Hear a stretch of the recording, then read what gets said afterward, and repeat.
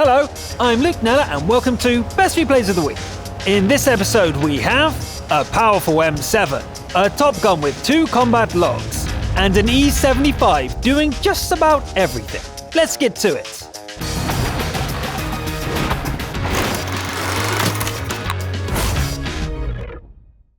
We'll open with a scout game from the EU region. Chapatatai heads out in a Panzerkampfwagen 4 Schmartum, ending up on Malinavka. What do you do when the matchmaking goes like this? I guess it's time to see if this tank can scout. Down to the swamp we go. Is this bush big enough to hide behind? Looks like it is. That's a lot of tanks lit up at least. Once upon a time, every Panzer IV could mount the Schmartum turret. It remains as strong as ever, but the rest of the tank is very soft in comparison. Ouch! Chapatatai needs to find cover, and fast! It's hard to spot anything from here, but at least the rocket's keeping our scout alive.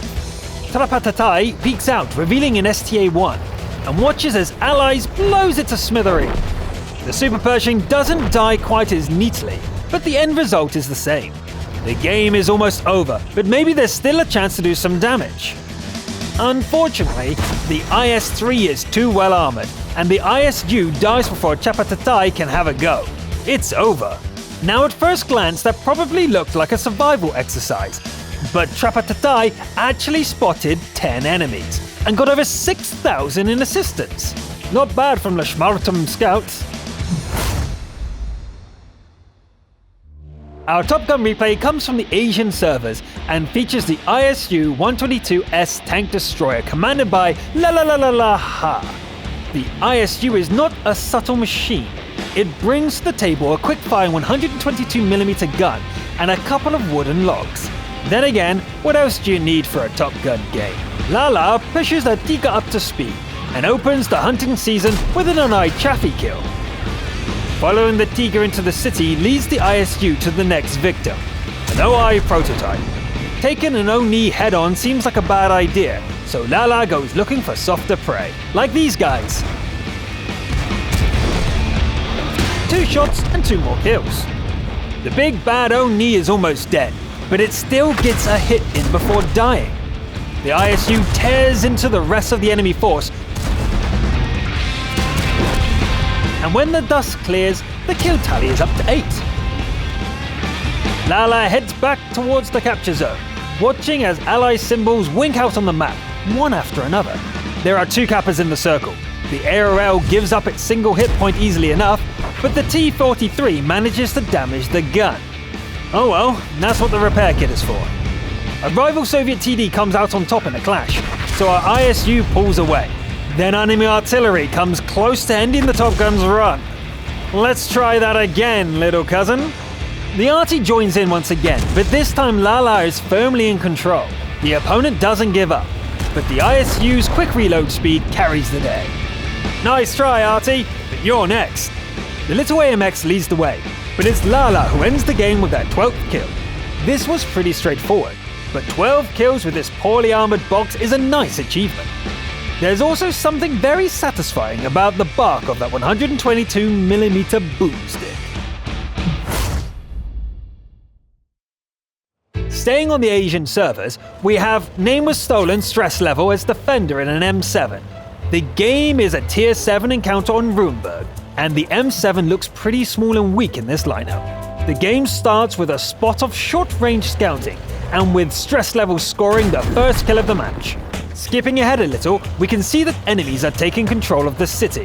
The M7 peeks around a corner to harass a Tika Porsche, pulling back when it starts looking annoyed.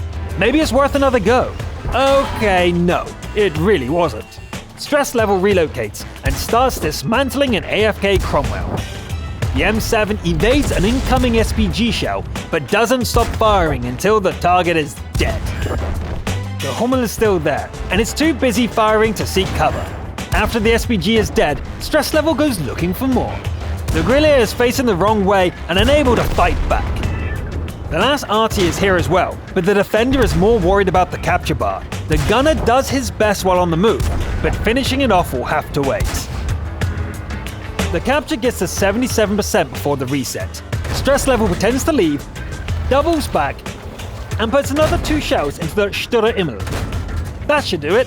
The defender drives away, and an allied SPG finishes the job. Now what though? The opponents are down to a single tank, but it's an IS in perfect repair. The defender tries to coordinate an attack with the SPG. Although the 57mm gun does cause some damage, the artillery strike misses. Here I am, come get me. The 2-minute warning sounds as the player turns down the wrong alley. Luckily, the IS doesn't get a chance to fire. Time is running out. It's now or never. Stress level charges the heavy, surviving a cannon blast which seems to miss by inches. The deadly carousel turns, holding the IS in place. Anytime now, Artie? Are you there? The SPG fires and misses. It's all down to the defender. APCR shells keep punching through, and the damage mounts up. In the end, the heavy bursts into flames, and the game is over. The M7 has some good attributes, but it's not a powerful tank. I sure didn't expect to see one pulling off a defender carry in a Tier 7 game. Well played, stress level. Moving on, we have a crucial contribution featuring an E75 heavy tank. Despite the name, Swiss 1809 plays on the American servers and probably isn't 207 years old either. The battleground is Malinov, and the enemy scouts dash across the field right at the start. Swiss puts a shell into the remaining Black Dog and gets to work dismantling an American autoloader. The E75 is in its element here, shrugging off incoming fire like a wall of steel. At long last, the enemy blows up, and Swiss is free to push forward. An Su-152 gets spotted, and Swiss picks it off without slowing down. Dropping down to the water's edge gives some cover, and allows for a stealthy approach to the next victim.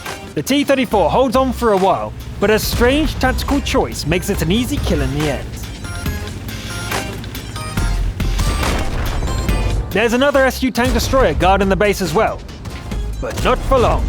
The Tortoise is a more serious foe, but it goes down easily with a bit of teamwork. The opponents are a few points in the lead, and Swiss needs to keep up the pressure. The E75 bounces some more enemy fire before claiming the next couple of kills. The early T-54 is at full health, and could be a difficult opponent if it gets too close. Swiss has two other opponents to worry about as well, so this will not be easy. The damage is starting to mount up, and Swiss needs perfect hull angling. At least the rocks are blocking the fire from the unseen attacker.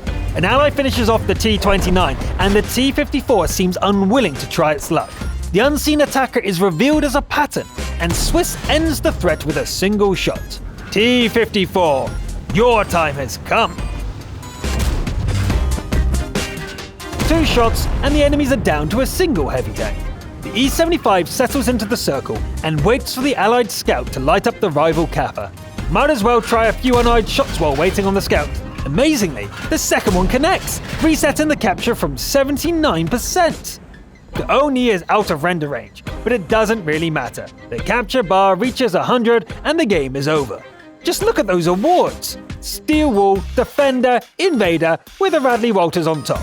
We expect a lot from an E-75 on top tier, and this game certainly delivered.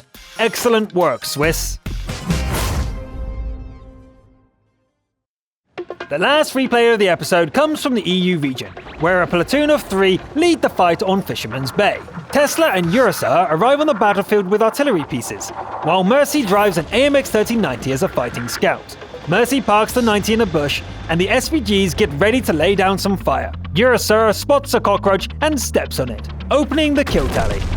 Tesla zeroes in on the enemies near Mercy and drops the hammer on an AMX CDC. That's 2. Ursa dies to counter battery fire, and we can't even show it since we don't have the third replay. Tesla's Bachatelion 15558 will have to work twice as hard now.